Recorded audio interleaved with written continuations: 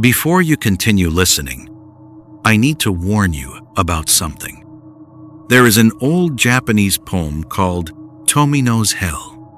People say if you read it silently, nothing happens.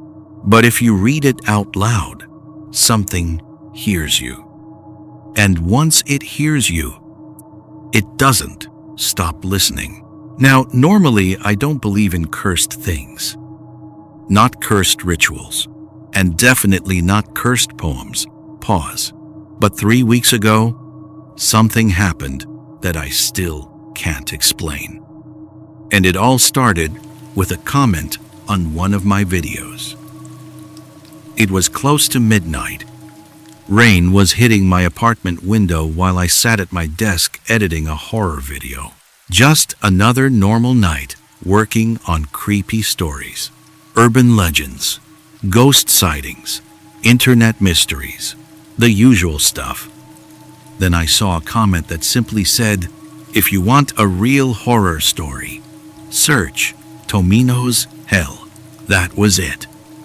No explanation. No context. Just that name. Tomino's Hell. Curiosity got the better of me, so I searched for it. And that's when I discovered the legend. An old poem written in Japan over 100 years ago. But people don't talk about the poem itself. They talk about the curse attached to it. According to the story, reading the poem silently is harmless. But reading it out loud brings terrible misfortune, accidents, nightmares, sometimes even death. Of course, that sounded ridiculous to me. A cursed poem? Come on. But the comments online were strange. People weren't joking. They were warning others not to read it out loud. One comment said something I still remember perfectly. The poem isn't cursed. The thing listening is. That sentence stayed in my head the entire night. But curiosity is a dangerous thing, and that curiosity led me to my first mistake. I opened the poem just to read it silently. The story describes a boy named Tomino traveling through hell. Fire, blood, darkness, pain, nothing unusual for horror writing. But something about the words felt heavy. Like the poem carried a weight behind it. Still, I shrugged it off. It was just a creepy legend. Perfect material for a horror video. So, 2 nights later, I recorded an episode about it. I explained the history of the poem, the myth of the curse, and I warned viewers not to read it out loud. Then I uploaded the video and went to sleep. That's when the strange things started happening, because at 3:12 a.m., I suddenly woke up. No noise, no nightmare, just awake. My room was completely dark, except for one thing, my laptop. The screen was glowing across the room, and I clearly remembered turning it off before going to bed. Something was playing through the speakers, a voice, speaking Japanese. And even though I didn't understand the words, I knew exactly what it was. Someone was reading Tomino's Hell out loud. Then the scratching started. Slow, dragging sounds coming from under my bed. I grabbed my phone flashlight and looked underneath. Nothing was there, just empty floor. But when I stood up, my phone buzzed. A new comment had appeared on my video. It said only 3 words. You shouldn't have listened. The username was strange. Just 1 word. Tomino. I replied, asking what they meant. Seconds later, they answered, "It heard you." And then the account disappeared. Deleted instantly. That's when the scratching returned. But this time, it wasn't under my bed. It was coming from inside the walls. Something was crawling through them, moving slowly toward my bedroom door. Then the handle began turning. Very slowly, the door opened about an inch, and something small crawled across the hallway floor. At first, I thought it was a child, but the way it moved, no human body should move like that. Its head tilted at a strange angle. Dark hair covered its face, but I could see the eyes, two completely black eyes staring straight at me.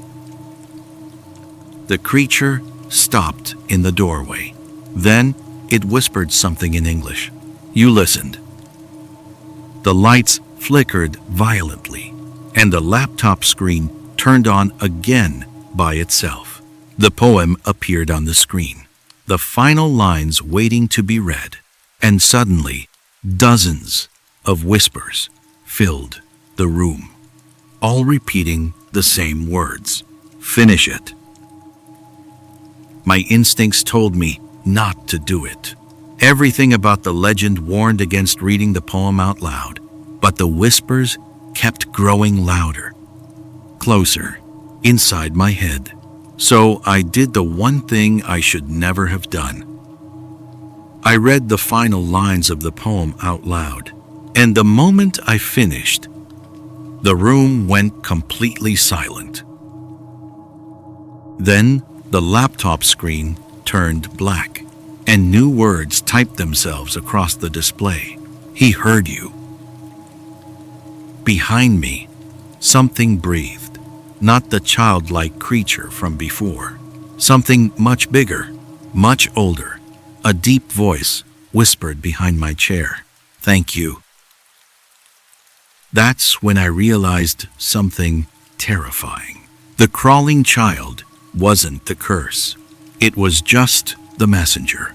The poem wasn't meant to harm the reader.